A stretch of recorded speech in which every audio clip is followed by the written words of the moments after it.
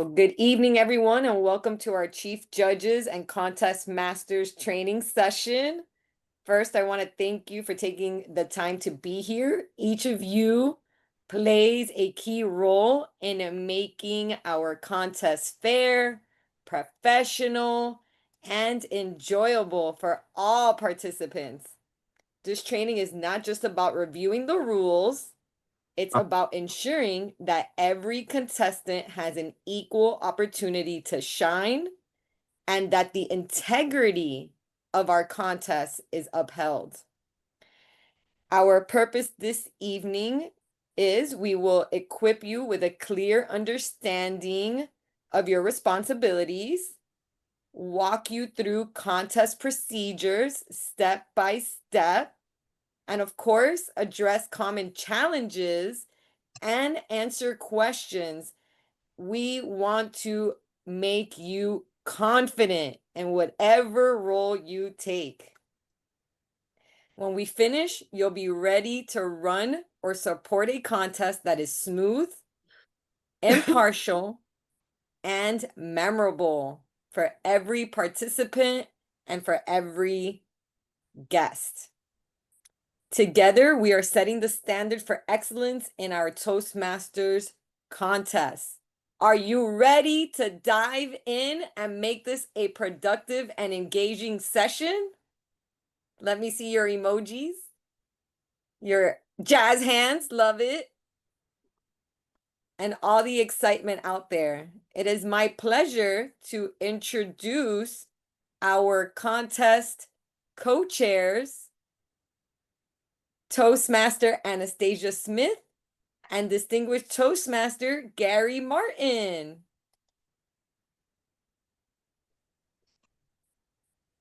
Good evening and welcome everyone.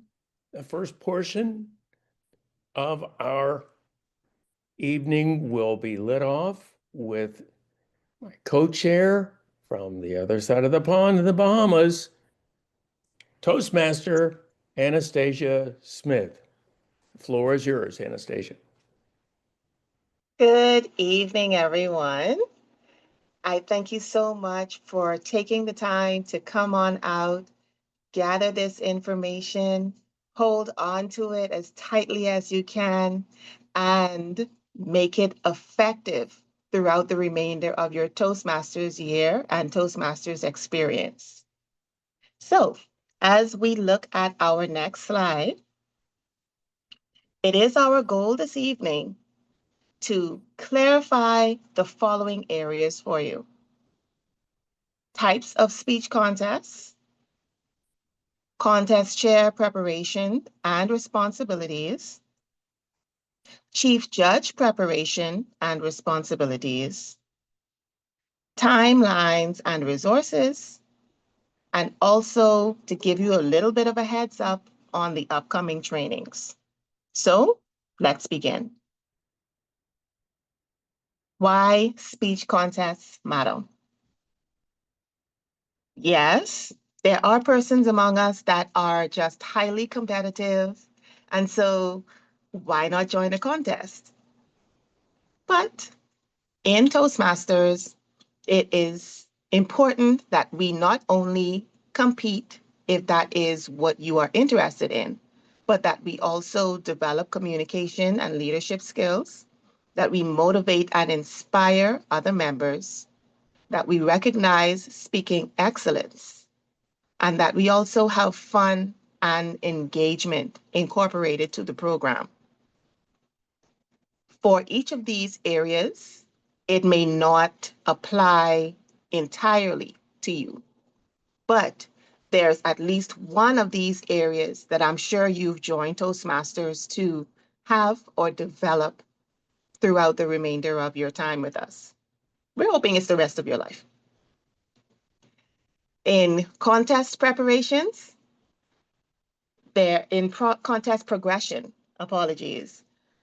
You can go from the club level to the area, then from area to the division, and then from the division to district, which is where Gary and I will stop and hold our hands up and surrender as you continue on into region and international competitions. Next slide.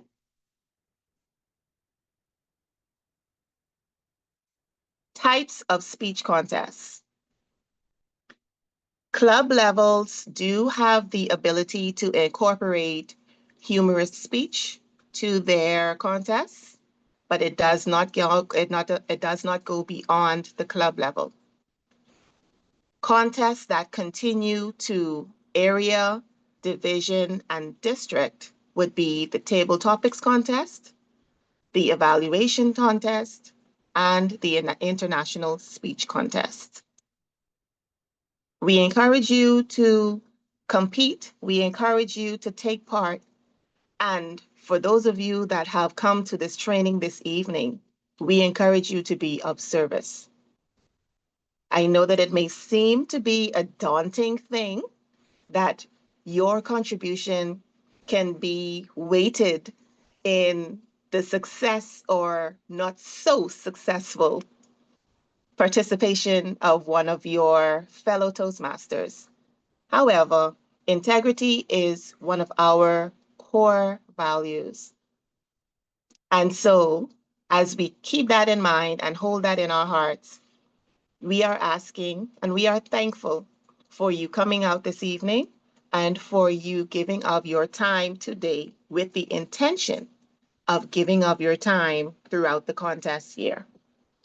And at this time, we will have DTM Martin introduce our next presenter. Good evening again. It is my distinct pleasure to introduce your presenter for this evening, my mentor and dear friend, distinguished Toastmaster, Michelle Leeway. Michelle Leeway, you have the floor. Thank you very much, distinguished Toastmaster Gary Martin. Hello, Toastmasters. Okay, I know you're awake with me. Thank you, thank you, thank you. I am so excited to be here tonight because contests are near and dear to my heart. I have been involved in almost 200 speech contests. That doesn't mean I've been on the stage in 200 speech contests, but I've been behind the scenes as well. And one of the most important roles in a successful contest is the contest chair. Why? Just like when we are in our clubs and the VPE is kind of like the project manager of the club, and the general evaluator is like the project manager of the meeting. A contest chair is a project manager of the contest. We have fantastic speakers in our district. They are the icing on top of the cupcake. But unless you've got a solid foundation of that really yummy cake, you're not going to have a strong contest. And the contest chair is who brings together all the ingredients. What do we do as contest chairs? A lot. Don't let me scare you. We're going to get you there. We're going to do the planning and the coordination. Like I said, we are the ones who bring together the behind the scenes magic. We do the organization and the logistics of the contest. Sometimes we have to do recruiting of those contestants. The little wink, wink, nudge, nudge. I believe in you. Come on. Everybody can do a table topics contest. You only have to be a paid member and breathe. Literally, that's all you need to do a table topics contest. We want to promote the contest to the members. If they're not excited or they're a little scared to compete, that doesn't mean you can't have a potential timer or a ballot counter or a sergeant at arms in your midst to start off the training. We have to find out a place to do the contest. Clubs have the option. Clubs only have the option of doing a virtual contest or a hybrid contest. Anything above club level must be in person. Keep that in mind. And we pretty much oversee how the contest flows from the opening statements to the adjournment at the very end. Next slide, please.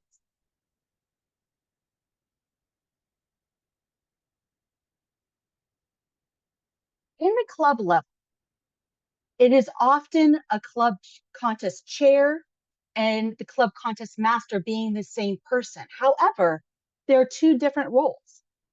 The contest chair, we are the organizer. We're the logistics manager of the contest. We're the recruiter of the functionaries and the planner. And we want to make sure that everyone follows the rules. The contest master, they have the fun job. They are the master of ceremonies, mistress of ceremonies, however you want to call it, but they are the host of the show. They are the ones that introduce the contestants, and they're the ones that keep the contest flowing. You want somebody who can banter a bit, somebody who has a confidence in their impromptu speaking when talking with the contestants. Or if there's a delay, somebody who can keep that audience entertained for a few extra seconds while the chief judge is still counting. And the contest master announces the results. The contest chair at this point can sit back and relax because our job is almost done at that point. Like I said, in the club level, often it's the same person. But if you have the availability of people, try to get somebody to step out and be that contest master. That will only broaden their talent and maybe step into other leadership roles within the club, or, and our area directors love us for this, they might like it so much they may volunteer for the area contest. Next slide, please.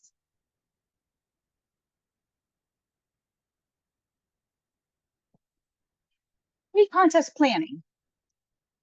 In a fantastic world, we want to do this 4 weeks prior to the contest. That's what you want to aim for.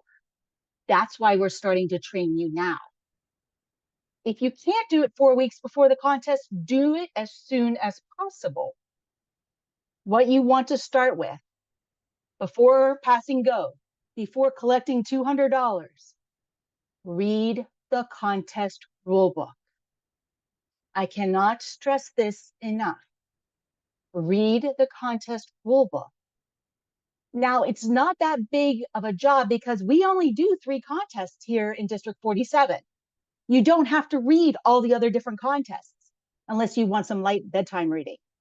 You want to make sure you focus on the general, on the table topics, the evaluation, and most importantly, the international speech. Because the international speech goes all the way up to the world champion. They start with you. The winner of the international speech in your club may end up having their life completely changed at the end of this. And without you guiding them along the way, they may not get there. We've already decided the contest types in District 47. Those 3 ones I talked about: table topics, evaluation, international. You want to confirm the contest date and time. Make sure your executive committee of your club realizes what date and time you're going for. That way they can help you plan. Make sure you find a good chief judge. Later on, we'll talk about the requirements for a chief judge. But you want somebody to depend on to be your right hand. That way, you don't get the gray hairs all by yourself. And start your planning timeline. Timeline starting 4 weeks before contest, if possible, and then break it down from there. Next slide.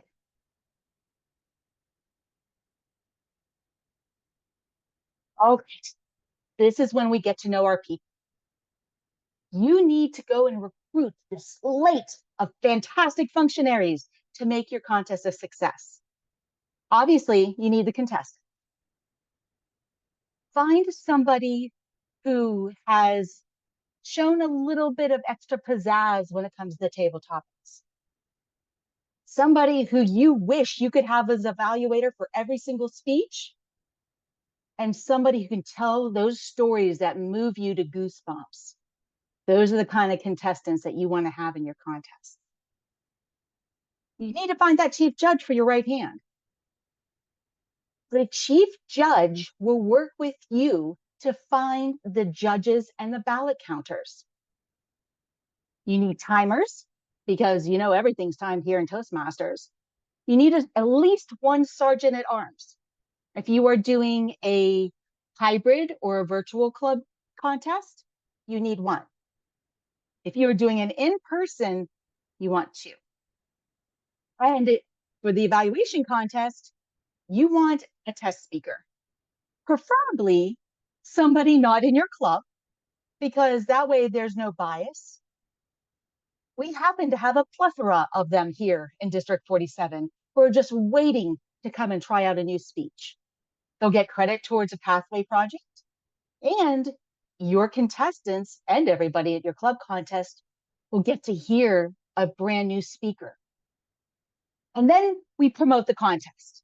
This is when you work hand in hand with your club's VPPR. Promote that contest. Great time to invite guests to come to see a little bit of a variety of what Toastmasters does. So it's a great way to help your fellow club members.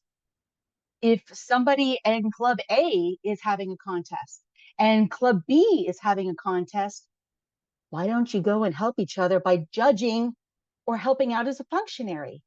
It builds a community, and District 47 has a fantastic community.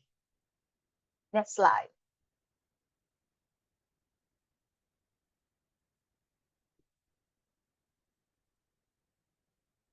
Here is your ladder of people you need.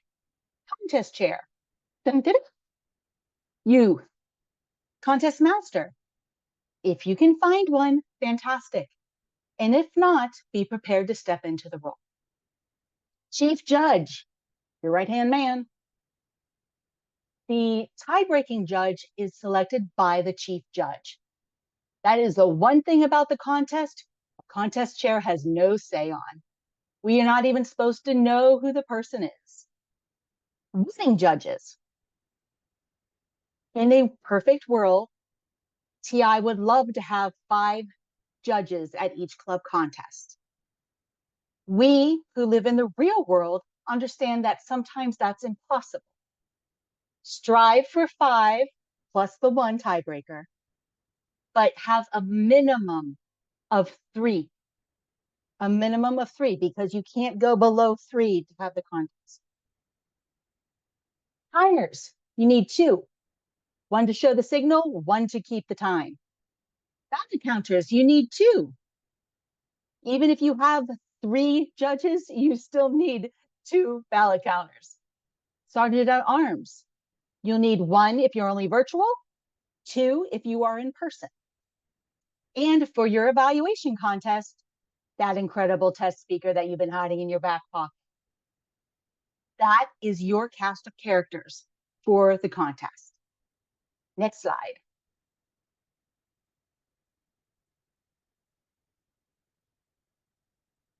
You are in charge of providing information to first the contestants. 2 weeks ahead of the contest, if possible, you want to make sure you send them the information they need. You want to send them a copy of the speech contest rulebook. It's virtual now. All you have to do is send them a link. But that way they are prepared because rules change over the years. In fact, they change every year. And if someone hasn't participated in a while and all of a sudden makes a mistake and is disqualified, it's heartbreaking. I've seen disqualifications happen on the district level, and it hurts. Get them prepared in the club level, and then your contest chairs at district level will not crack. Make sure you send them the certificate of eligibility and originality. Every speaker must sign this prior to the contest starting. Even table topics. They have to fill it out, their club number, if they have it, or at least you can put the name of it. If they have their member number, great. If not, you can get that from somebody on the executive board of your club. They have to say which contest they're in. If they're in table topics or evaluation, they just have to sign. If they're in the international, we need to have their speech title. Make sure you have a speech title, because that way your chief judge and your contest master aren't scrambling and going crazy to get that script ready for the actual event. Once you have that, hold on to those, because you will share them with the chief judge. Next slide. I forgot about the contest profile. You don't have to go back. It's okay. The contest profile is a little tiny biography. You absolutely can have the contestants fill that out, because it will say their favorite quote, what brought them to Toastmasters. You can do that. Or, since this is probably your contest, you know your members. Ask those little questions you've been dying to ask. I heard you love to cook breakfast. What is your favorite breakfast food and why? It's like a little tiny table topic, because the contestant profile sometimes can get boring if you're asking the exact same question of every single one of the contestants. That's just a little tip from somebody who's been doing contest mastering for a very long time. Eligibility. This is very, very important. The general requirements for any contest: have to be a paid member, and the club must be in good standing, which means you have to have 8 paid members at a minimum. If there's less than 8, the club is not in good standing and you cannot have a competitor. If the contestant has not paid their dues by the time of the contest, guess what? They cannot compete. And this is very tricky, because when it comes up to the later contests and the changing of the dues, you want to make sure that stuff is up to date. Because once again, it's heartbreaking when somebody's gone up to a certain level and didn't pay their dues in time. Educational requirements for evaluation and table topics: paid member and breathing. That's what I always say. Do you have a pulse? You're in. There we go. International speech is different. International speech, you need to have a level 1 and 2, not or, and. So a level 1 and 2, or you can have those 3 little letters after your name, DTM. And the DTM can be in pathways or can be in legacy. That doesn't matter. You've earned it. You're allowed to compete. District officers and candidates. If you decide to declare yourself that I'm going to run for a division director, you can't compete. They're current. Although we would love to see Susan compete, she's just not allowed. One of these days, Susan, we'll get you up there, but not until you fulfill all your duties to the district. So make sure they do not go and decide to run for candidacy, because your representative will be disqualified if they get too far. You can check, the clubs can check the eligibility of their club and their club only. Area directors can check the eligibility of their area members and their area members only. And then the division can check out all the areas, and the district can check everybody. But you can go to the club roster in your club. That is the eligibility. There's a little link there. You can type in their name and they'll let you know if they're eligible. You only really have to check that for making sure they're paid. And 2, if they're an international, they have to have a level 1 or 2. This is a brand new rule this year. Brand new. This is why I say make sure you read that rule book. If a contestant is found ineligible to compete on the basis of eligibility, which is paid member or level 1 and 2 in pathways, it is the responsibility of the contest chair to inform them prior to the contest. That is your responsibility. They have made this an updated rule because unfortunately things were slipping by and hearts were getting broken later on. That is the responsibility of every single contest chair, starting in the club, going all the way up to the worlds. Next slide.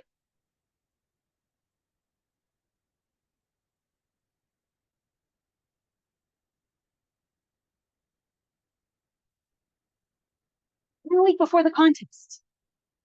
Start to get your ducks in a row. Confirm those contestants. Confirm your functionaries, making sure they had that date and time on their calendars. Make sure that you have enough judges to hold the contest. You want to get your contest materials together. Make sure you've collected the eligibility forms from your contestants. Make sure the chief judge has collected the eligibility forms for the judges. You want to make sure that script is ready. You want to make sure the timer has their timer sheets and you decide on what kind of timing device they're using. Sometimes clubs have lights, sometimes clubs have cards. Sometimes if they're virtual, we change our backgrounds, but you want to decide that prior to the contest time so nobody's confused. Want to make sure you finalize that agenda so everything is in order so there are no surprises. We can handle surprises. We roll with punches in Toastmasters, but if we can avoid punches, we definitely try to do that. Then you want to make sure you've reached out to your area director if you have vacancies. That is what your area directors are there for, to support the clubs. You are their babies. They are meant to take care of you. So ask for help. Often an area director will show up and help you themselves at the contest if they are available. If they aren't available, they can find people who are. You want to brief the contestants and the functionaries prior to the contest. When I say prior, if you can do it 2 to 3 days in advance, fantastic, because it makes the day of the contest flow so much smoother. If you can't, you have to ask your contestants and your functionaries to show up early to get briefed. And sometimes briefings take a little bit of time, so they have to show up extra early. And if people are coming from work or if it's a lunchtime meeting, that might be difficult. Take into consideration the logistics of having a briefing. And you want to coordinate with that chief judge to make sure that the judges and the ballot counters are also briefed, because the judges have to learn and know things too, not just the contest chairs. So make sure that they have set that up, hopefully 2 to 3 days before, and if not, prior to the contest, because all the judges need to be briefed as well. When I say prepare for contingencies, who here is not aware that life happens? It does. Yes, Bianca, all the time. Life always happens. Have a backup. Have somebody who you know is qualified enough to either step into a judge or an evaluation. Have a backup speaker. Of all days to have a backup speaker, your contest day is that. Who knows when laryngitis or a flat tire is going to come into play?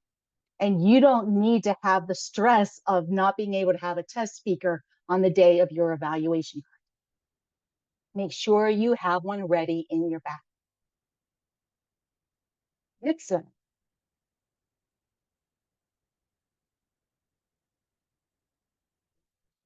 You do have to arrive early. You are the planner, just like the Emmys, and they had their host. Somebody was behind the stage planning everything and making sure it went off without a hitch. That is a contest chair. Make sure you meet with those contestants and functionaries in case there is any confusion. Especially if they're a first-time contestant, there definitely can be some questions and confusion that they may not think of until they get to the spot. You're there to calm their nerves, answer questions, and to give them that pep talk. You want to make sure that you follow along with the contest script. The master script is given to the contest master, but follow along just in case you do need to jump in and somehow rearrange what's going on. Follow along to make sure that you're on the same page, literally, as your contest master. There is, again, avoid taking the contest master and contest chair if possible, but we understand that sometimes happens more often than not in the club. If you have the opportunity to give somebody else that opportunity, go for it. But if not, just be prepared that you probably will end up doing it. Next slide.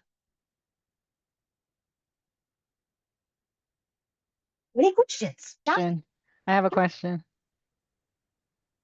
Go ahead.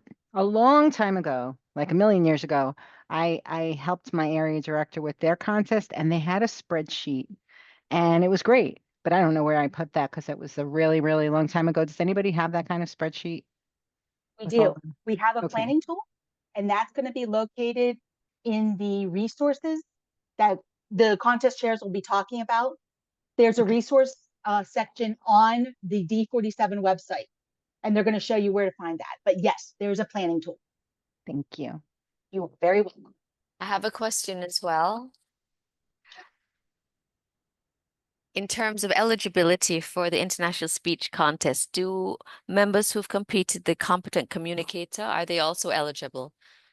No, no. Unfortunately, that since legacy system is gone, the only thing that carries over is the distinguished Toastmaster designation. So they have to have completed level 1 and level 2 in a path. And it must be the same path. It can't be a level 1 in presentation mastery in a 2 in humor. It must be in the same path. Welcome.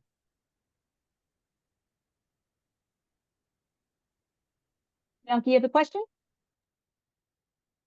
Yes, I do. Thank you, Madam You're DTM. welcome. I wanted to know if my area directors are limited to any functionary duties. If they're asked Are to they help, are they limited to any functionary duties? Are they not allowed to do certain things? If they are going for your job next year, then yes, they cannot. It's recommended to give other people the opportunity to be the contest master, but they can help out in any way. They can be a backup if they need to. Try to get people who aren't already in the official role, because that gives other people opportunity to get the little bit of insight about what it might look like to be an area director next year. But they are there to support the clubs. They are needed to support the clubs and each other. So an area director can be a judge for another area director. Absolutely. Okay, and then as a division director, am I limited to any helping? I don't believe If so. No, asked. no, Okay. unless you're going for club growth director. Wink, wink, No, nudge, nudge. not as a So you cannot. speaker. Not as a speaker. I'm talking about as functionaries No, you can help in any You can help capacity. in any capacity. Great. Like I Thank said, you you for wanna- clearing that up. Yeah, you want to make sure you've given other people opportunities, and hopefully they can find members to step into those roles. But you are there to help and support. So yeah, absolutely. Yeah, backup plan. Remember? Backup plan. Yes. Back up to the backup plan. I have one of those too. David.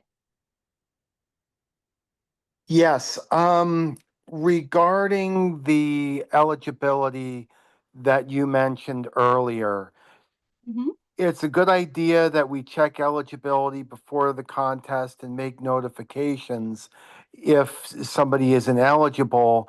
What happens if for some reason that's missed and on the day of the contest, somebody raises an eligibility objection? That is why this will not be missed. That is why you're getting training now.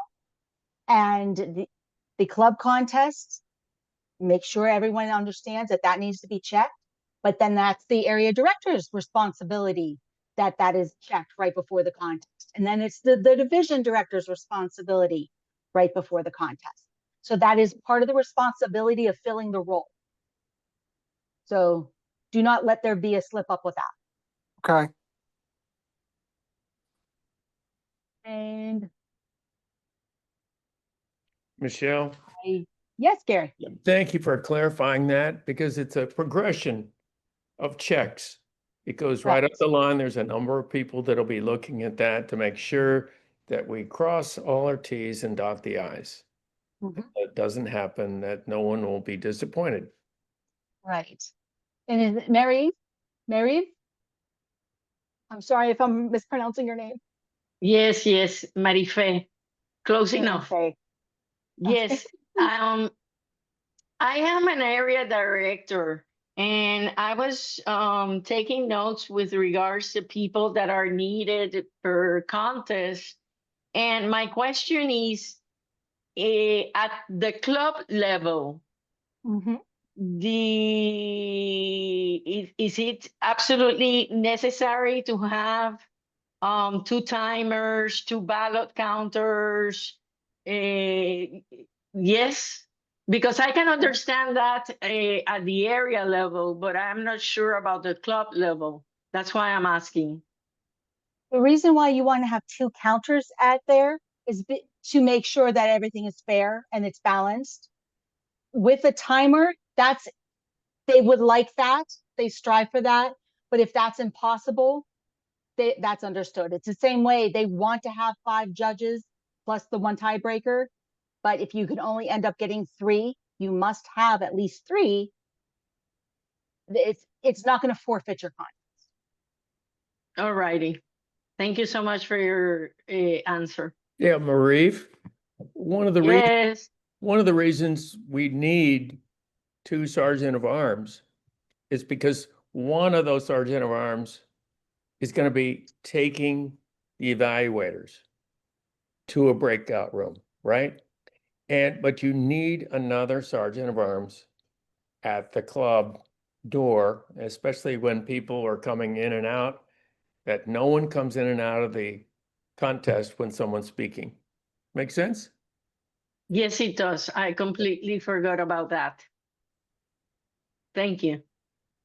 Well, if I have no other questions, I am going to return control of this training. Thank you so much for the honor of giving me this opportunity.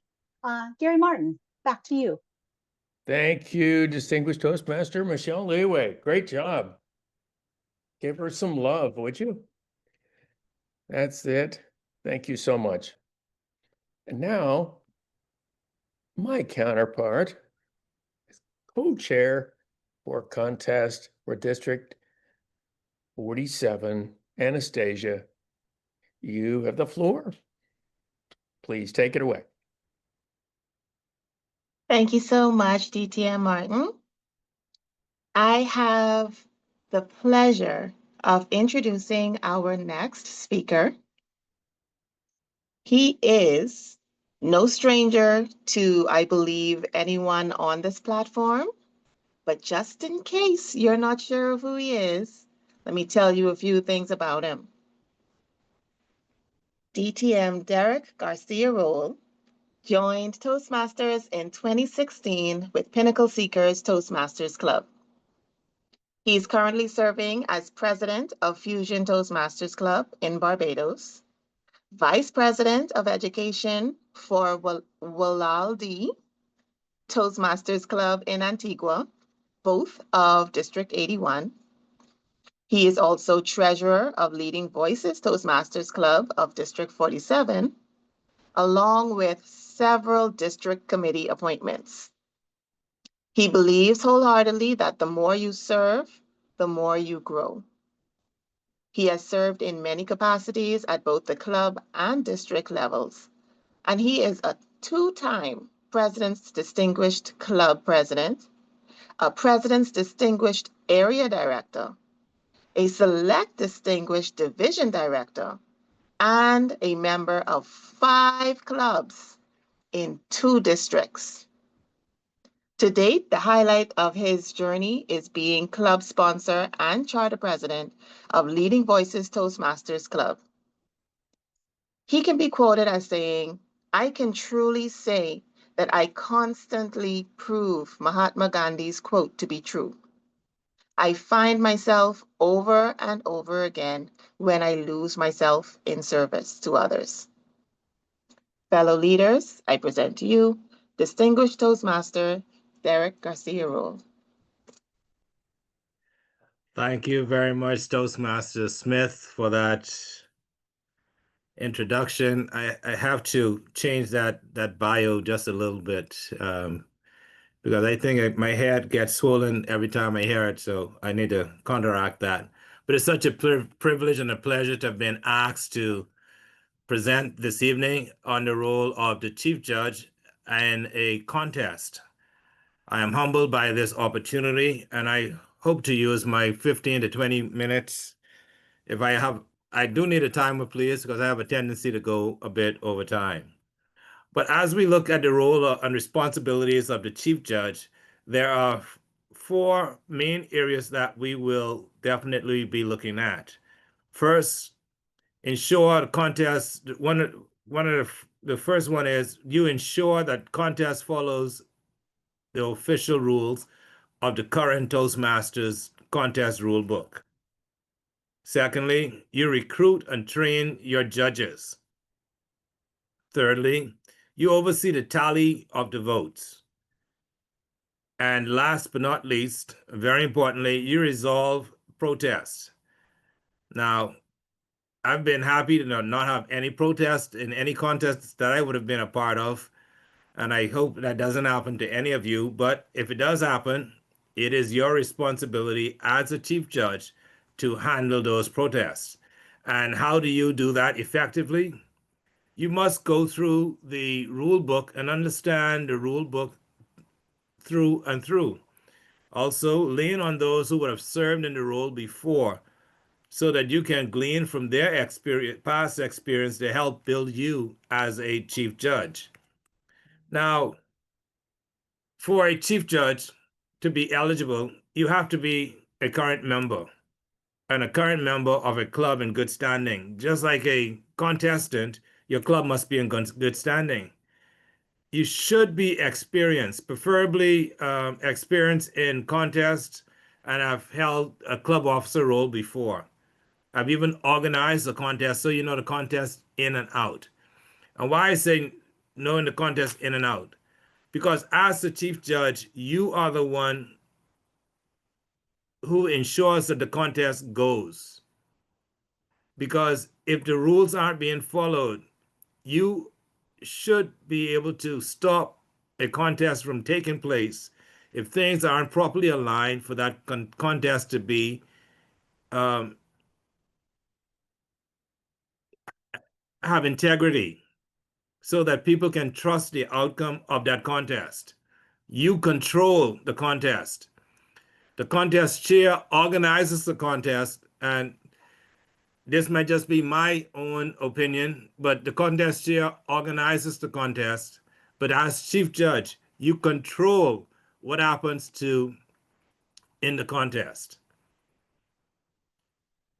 Area division and district level contests you must have 6 months of membership and serve as a club officer.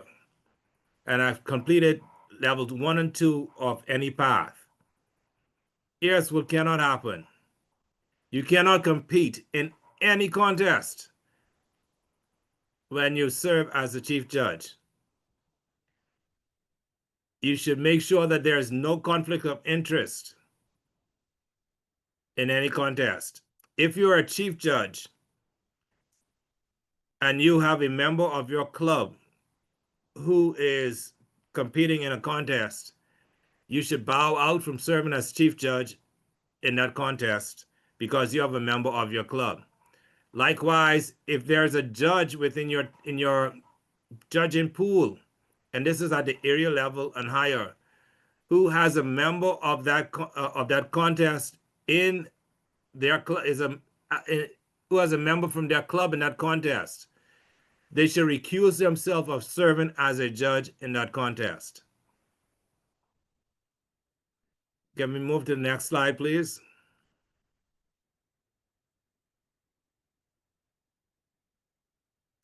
You must familiarize yourself with the ballots of each contest. Identify and know the contents or the scoring for each contest category. Know how they apply.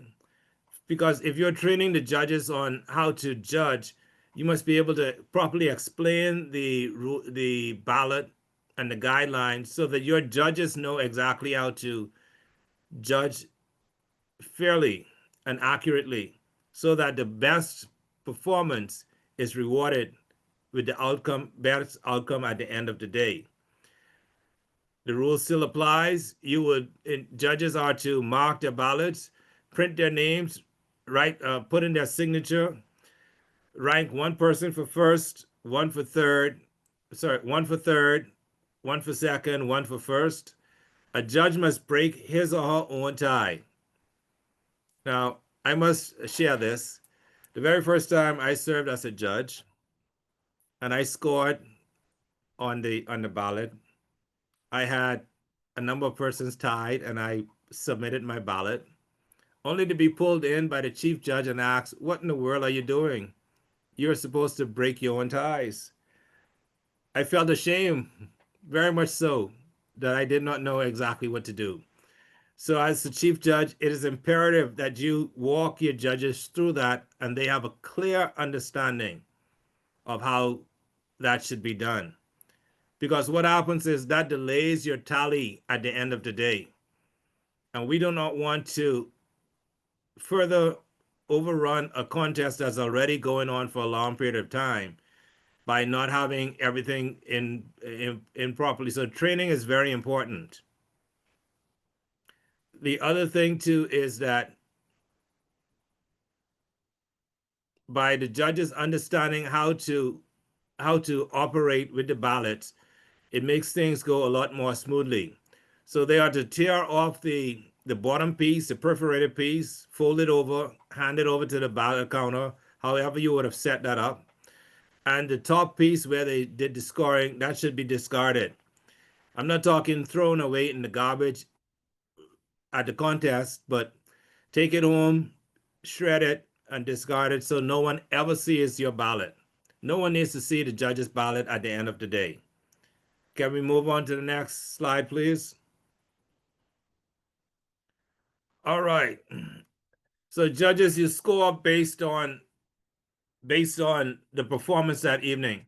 Now, sometimes it gets kind of mixed up as to, am I a judge or am I an evaluator? You are a judge.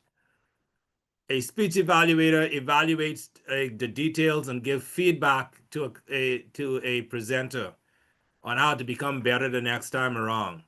As a judge, you look at overall delivery, you look at content, you look at impact, you look at originality and different things about the overall presentation and who stood out best in your mind based on the criteria of the ballot. That is who you put forward. You're not worrying about having to give feedback at the end of the day. You're simply judging and picking the best person in your mind at that point in time. And that's the reason why we have five or more judges and a tiebreaker judge, because it would vary. And at the end of the day, it should all wash out where the best person elevates to the top, because he or she would have resonated in the minds of the majority of the judges more so than the others. Can we move to the next slide, please? Can I get a thumbs up if you're following me so far? Good stuff. Hey, Katie. So nice to see you. So now, preparing for a contest is not something that you do in 2 days, especially when you get to area level and higher. A chief judge should be selected well in advance of the contest, weeks in advance, so he or she can start pulling their team together, because there are some things that you start to do from the get-go. First of all, you check requirements of members, make sure members are eligible. The clubs are in good standing. You check the experience of your judges and ensure that you pull your team together, your ballot counters, your timer. I know the distinguished Toastmaster Michelle would have gone through already, so I won't touch on that slide of the different roles within the contest and how many of each of them you would need. The only thing I would add where I saw is when we talked about the sergeant at arms, and it indicated that we only need 2 or 1 sergeant at arms, and only for the evaluation contest.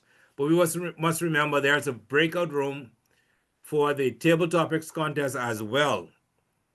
And the sergeant at arms have to be in that holding room, because only the first contestant is in the main room, and the other contestants are in the holding room for the table topics, and they are pulled in one after the other. And the sergeant at arms has to be there to ensure that, one, they cannot hear what's going on in the main room,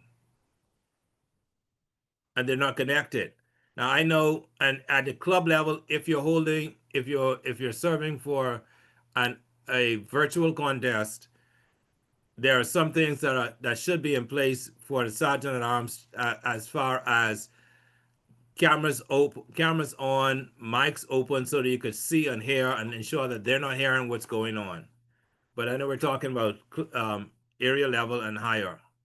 Okay, so these are just some of the requirements right there on the eligibility. You must check the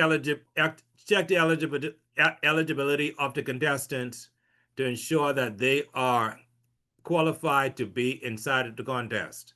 You want to avoid the protest based on eligibility during the contest, because you would have already done your homework and ensure that they know what to do. Tiebreaker judge, voting judges. Oh wow, I have so many experiences. So I did serve as a tiebreaker judge before, and I can tell you, I did not know what in the world I was doing. So when I handed my ballot over to the chief judge, she promptly tore up my tiebreaker judge's ballot and say, "You're of no help to me." I say that to say this: not every Toastmaster knows how to operate in this arena, and even if they've done it before, do as if though they do not know, and go back to the basics. Go back to the fundamentals of explaining how it should be done. It's just like a professional golfer. At the end of the season, he goes back and works on the fundamentals and come right back to ensure that he has a good round of golf the next time around. So we have to make sure that we go through the training, and we train to ensure the integrity of our contest. Remember, as the chief judge, you are ensuring the integrity of that contest. Can we move to the next slide, please? All right, so the distinguished Toastmaster Leeway would have gone through this. What we need: contest chair, one contest chair, contest master, one chief judge, one tiebreaker judge, and the tiebreaker judge again is known only to the chief judge. The chief judge is the one who will collect the ballot from the tiebreaker judge. The chief judge will only disclose the tiebreaker judge's ballot in the event of a tie. And let's talk about a tie just for a second, because even some of the most experienced of us don't know how to break a tie when a tie occurs. Where a tie occurs, you are only focused on where that tie would have happened, and that is what you have to break. So if you have someone already has 10 points, and you know that's that person's number one, the other has 8, that person is second place, and there are 2 tied with 4 points. So your tie is at the third point, right? The third slot. When the tiebreaker judge's ballot is looked at, because of how it's scored, if you look at it incorrectly, it can totally flip around the scoring system. But you're only looking to see how if the 2 persons who had 4 points if one went up more than the other one, and that is who is your third place person. Don't worry about no one else on that system. All right?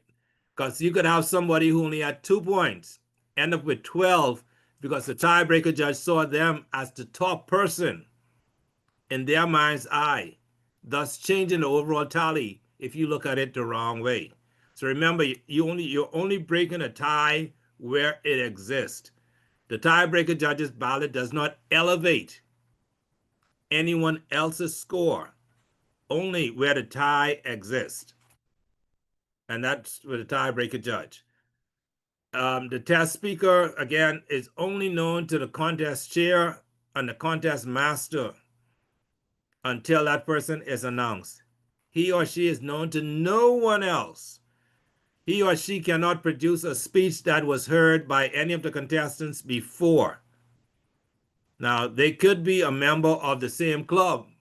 However, he or she cannot deliver a speech that they would have delivered before that a contestant might be familiar with, to give them an unfair advantage.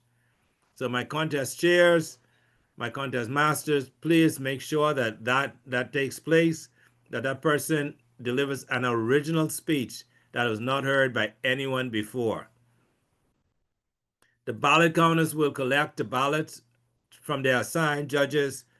And as a chief judge, I would say that have a system of tallying when you go into the tally room. Have a system of tallying when you go into the tally room.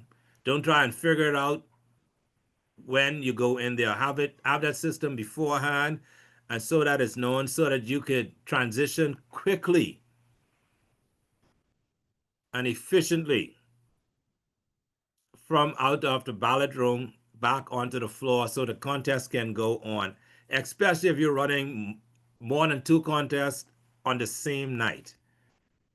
Can we move to the next slide, please? Any questions before I move on? I'll take one if there's one.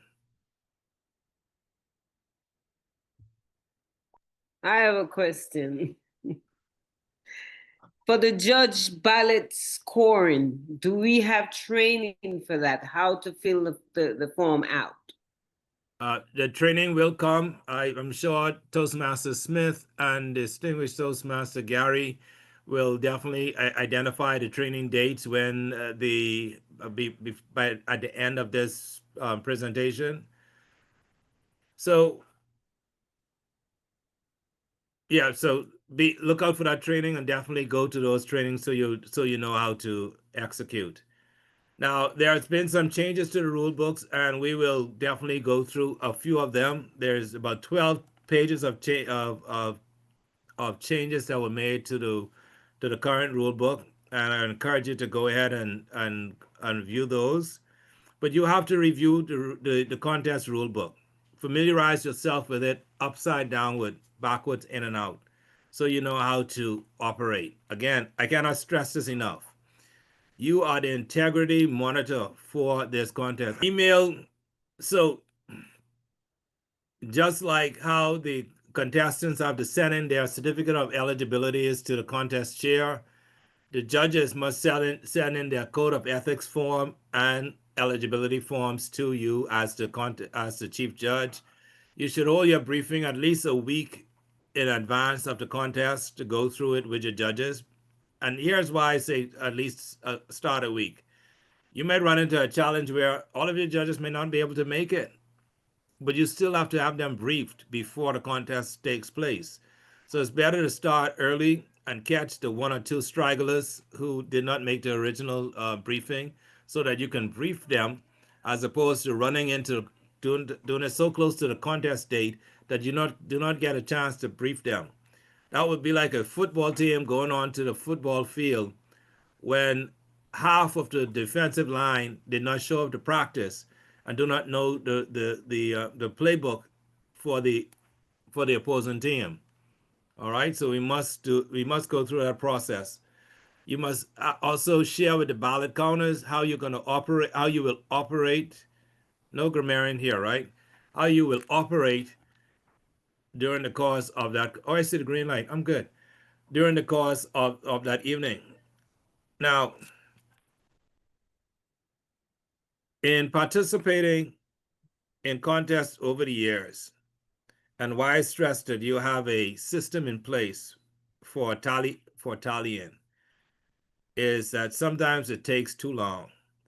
One of the things that I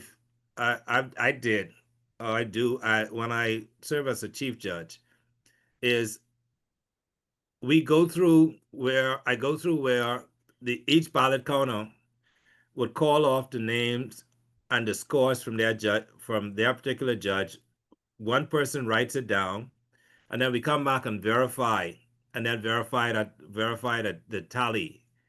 I think that helps to move things along quite smoothly. Now, though you may not don't have a actual automated system, there's nothing that precludes you from having a spreadsheet that tallies your scores for you quickly, and then you could come back and verify, as opposed to everyone trying to tally and then come back and verify. Create an Excel spreadsheet, plug the information in, let it tally, and yourself and the two ballot counters could verify that that's the exact same thing that you have. Trust you me, it moves a lot more smoothly than other ways that I've seen it done. Just a thought. You don't have to follow it, but it wouldn't hurt to consider it. You must know the chief judge's script. You must know the chief judge's script. And I must say I appreciate District 47. Reason why I appreciate District 47, because if I show up as the chief judge in any other district, the only thing I get to say is, yes, contest master, my contestants are ready. I don't get to go through the overview of the contest rules and have a chance to speak, so to say. That's why I appreciate District 47, because the training that you get here in District 47 really helps to elevate you so that no matter where you go, you look like a rock star. So thank you, District 47. Again, I talked about scheduling the judge's briefing so you could go through the judge's briefing. Ensure that your timers know how to time. Ensure that your timers understand that they start their clock at the first word, other any gesture that the contestants may make. Then and definitely, if a contestant uses music as an intro or whatever have you, that is when the time starts, and know exactly when to stop the clock. The clock does not stop until the contestant acknowledges the contest master, or the contest master acknowledges the contestant, and that's when the time stops. So my encouragement to you as contest chairs, when you're giving your briefing to the contestants, is to encourage the contestants to make sure, acknowledge the contest master by saying contest master. And when you say contest master, the timer stops the clock automatically instead of leaving that window open for anything to happen. Can we go to, oh, let me share my screen a second. Let me just go through some of I'm on yellow, so let me just share my screen for a second and display. You have this link inside the handout that you receive that identify the exchange, the changes that would have been made in the rule book. There are some additions that are made highlighted in red or crossed out, so you know where the changes are. All right, please make sure you go through this thoroughly so that you know exactly where they are. Don't go on the premise that these are go with the old rule book, because these changes do impact the integrity of your contest and your integrity as the chief judge. You are the guardian keeper of the contest, so you have to ensure that you know exactly what is taking place. And like I said, there are 12 pages, and some of the changes are extensive, and some have explanations to them as to exactly what the changes are. So take your time and go through these. So do we have any questions?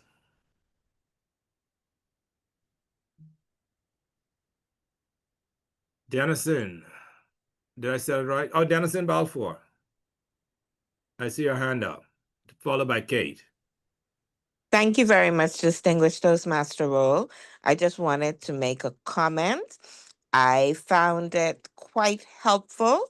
You don't have to use it if you don't wish to, but to recruit an alternate for each role in the contest. Stuff happens. Sometimes you have people who don't show up, or at the last minute, you may get advice that person can't participate anymore. And if you have one individual who is already notified that I might need you, it's much easier to go and pull that individual rather than having to scramble at the last minute. Thank you. Yeah, I thank you very much for sharing that. I totally agree. I had an experience just this past Sunday serving as a contest chair for a club in Haiti. And the test speaker, though they were on, she had difficulties and we did not have a backup. So that was a delay. So definitely having a backup for at least each of the roles can serve you well should any problem arise. So thank you very much for that valuable insight. McClare. Yes, thanks. I have to reiterate that, first of all. I want to confirm about the tie breaking because I've always lived in fear of a tie. I've never been able to get that straight. I believe what you said was you only add in the tiebreakers judge to the place that had the tie. So if first and second are clear, you just take the tie-breaking judge's third place score and figure out what the third place is based on that, correct? Did I understand you correctly? Okay. Yeah, so let's say that that is correct. So if the tie is between Bob and Harry, and the tiebreaker judge gave Bob 6 points and gave Harry 5, Bob automatically is higher than Harry. On the sheet we have space for 10 contestants, right? So whoever they picked as first place for them, that person gets 10 points and on down the line. So it's 10, 9, 8, all the way down to 1. Mm-hmm. So that is where, so you just find Bob's name, find Harry's name, and see what score or where the tiebreaker judge ranked those two. And that's where you break your tie. Don't worry about anything else. Because trust you me, if you look at everything else, it could turn things completely around for you. Yeah, it's not like you start from scratch and score all the contestants. You just rescore the tie contestants. Right. Okay. Thank you. Finally understood that after all these years. Yeah. I had the same thing just this past Sunday in the same contest with a very experienced distinguished Toastmaster who did not know what to do when that tie occurred, and I was able to clarify that. Cindy Groover.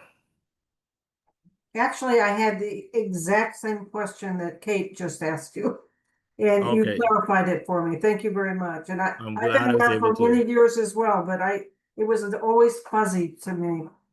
So thank you for your elaboration on that.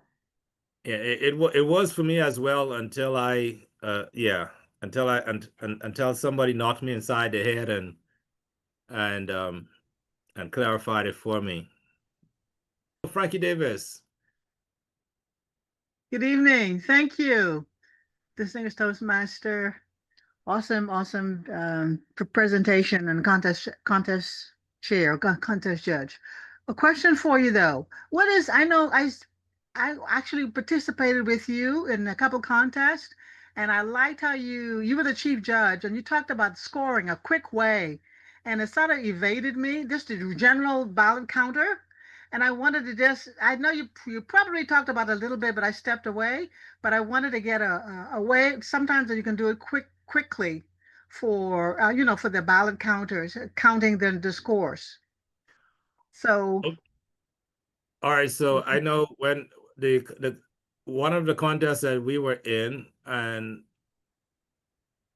that was virtual as well, and yes. that's what helped, where you would have submitted your ballot to me to myself and the ballot counters in your individual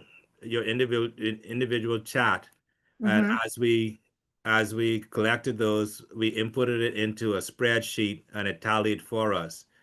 That is what I did mention that.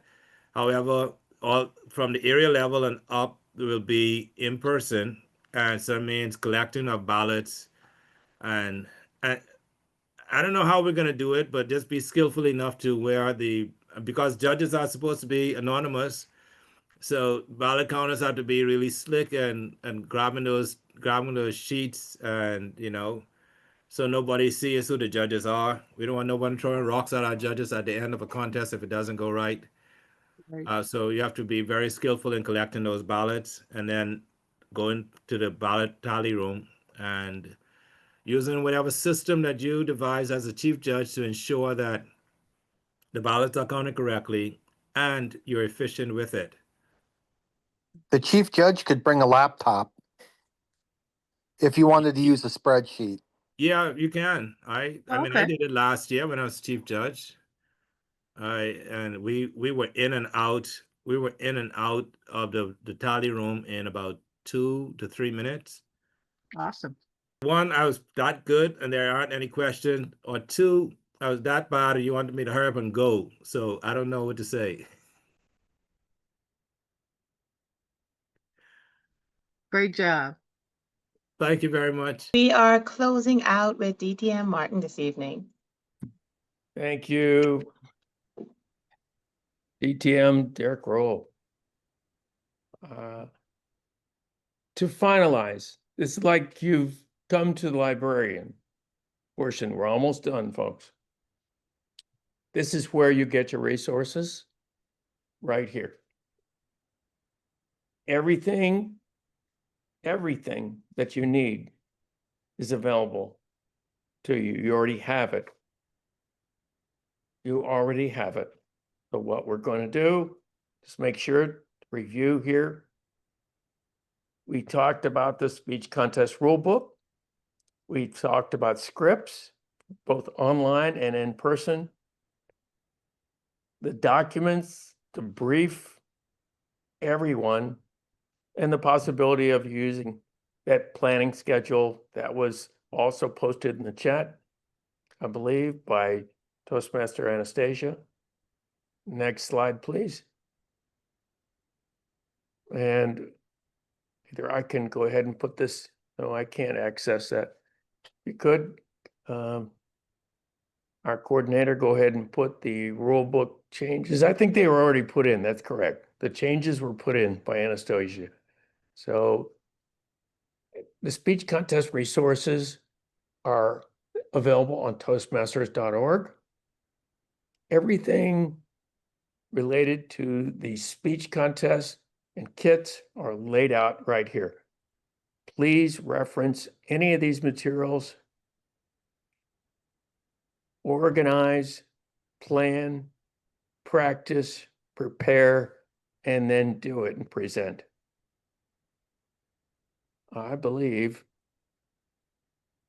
Next slide, please. All right. This is very simple, very straightforward. There are your dates for club contests. You have from now until January 14th to complete and coordinate, plan, do this in reverse, set everything up and get it in motion to make it happen by January 14th. And likewise, 1 month and 1 day later, from January 15th all the way to February 28th for the area. And there it's listed for division from March 1st to April 11th.